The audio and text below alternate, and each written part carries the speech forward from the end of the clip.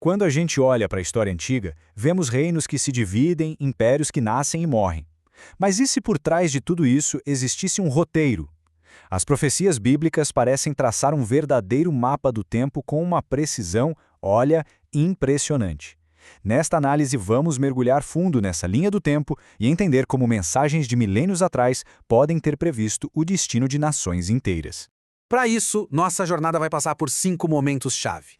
A gente começa com a divisão de um reino, depois vamos ouvir as vozes dos profetas, entender uma visão sobre os grandes impérios, decifrar uma contagem regressiva misteriosa e, por fim, analisar o legado que tudo isso deixou.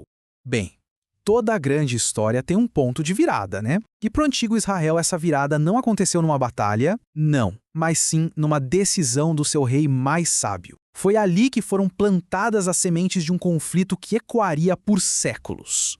Vamos recapitular. Depois dos reinados de Saul e Davi, que unificou a nação, o rei Salomão levou Israel ao seu auge. Foram 40 anos de muita sabedoria, prosperidade, parecia perfeito. Mas o fim do seu reinado foi marcado por um erro de cálculo que custaria a unidade do reino. A questão é que, na tentativa de garantir a paz com nações vizinhas, Salomão fez alianças políticas se casando com princesas estrangeiras. Só que essa estratégia teve um efeito colateral grave. Ele acabou tolerando e até construindo templos para os deuses dessas esposas. Isso era uma violação direta da lei divina. A consequência profética foi clara e direta: o reino seria dividido. E a profecia se cumpriu. O reino se partiu em dois. Ao norte, as 10 tribos se uniram e formaram o reino de Israel, com Jeroboão como rei.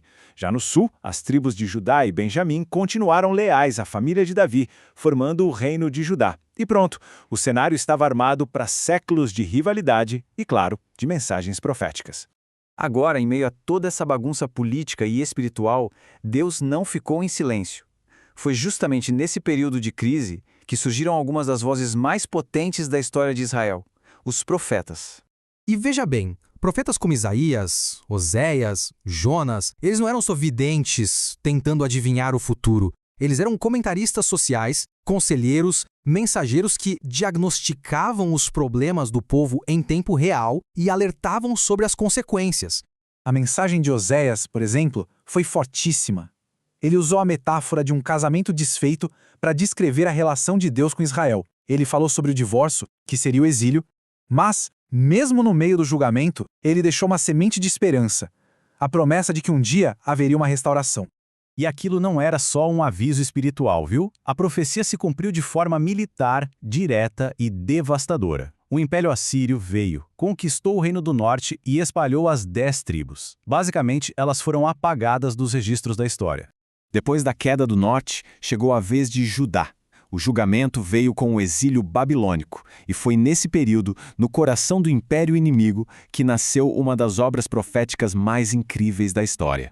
O profeta Daniel, exilado na Babilônia, foi chamado para uma tarefa e tanto: interpretar um sonho bem estranho do rei Nabucodonosor.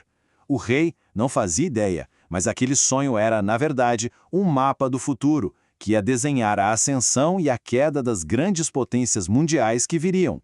A tal estátua do sonho representava 4 reinos, um depois do outro. Cada parte era feita de um metal diferente, começando com a cabeça de ouro, que era a própria Babilônia. E o mais fascinante é que, para não restar dúvida, o próprio Daniel teve uma visão parecida depois. Só que em vez de metais, ele viu animais ferozes representando esses mesmos impérios. Cada animal simbolizava a natureza daquele domínio, confirmando a mesma sequência histórica.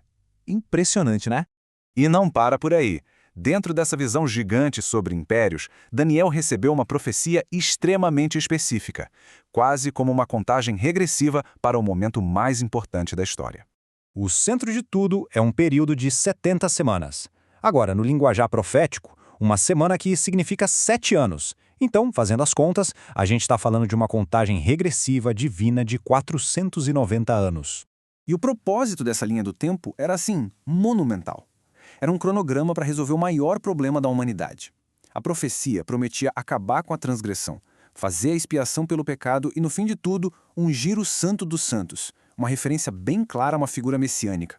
Então, esse relógio de 490 anos foi dividido em 3 partes. É um mapa do tempo super detalhado que marca os eventos desde o decreto para a reconstrução de Jerusalém, passa pelo surgimento do Messias e vai até o seu sacrifício final. Mas, claro, o cumprimento dessas profecias não aconteceu num vácuo, né? Pelo contrário, tudo isso moldou profundamente o cenário político e religioso do século seguinte, que era extremamente volátil. A transição do domínio greco para o romano foi um caos. Teve a tentativa de impor à cultura grega tal helenização, o que gerou opressão, revoltas e até breves momentos de independência. Essa turbulência toda alimentou uma expectativa gigantesca pela chegada de um Messias. Foi exatamente nesse caldeirão fervendo de conflito e esperança que Jesus nasceu. E olha que interessante, foi justamente durante o exílio na Babilônia, longe do templo que tinha sido destruído, que surgiu uma nova e vital instituição, a sinagoga. Ela se tornou o coração da comunidade, um lugar para o povo se reunir e estudar a lei. Essa inovação acabou redefinindo o judaísmo para sempre. Parando para pensar, de Salomão até Roma, de Isaías a Daniel, o que a gente vê é como se fosse uma grande tapeçaria, onde os fios da história humana e da profecia divina vão se entrelaçando. Cada império, cada exílio, cada revolta, tudo parece ter preparado o cenário para um evento central. Isso nos deixa com uma pergunta no ar. A história simplesmente acontece ou existe uma relação real entre a marcha dos eventos e um possível plano divino? Se essa análise sobre a linha do tempo profética despertou interesse, saiba que há muito mais para explorar. Siga o canal Raízes do Sinai no YouTube para mais conteúdos como este e não deixe de compartilhar com quem também gosta desses temas. A gente agradece a atenção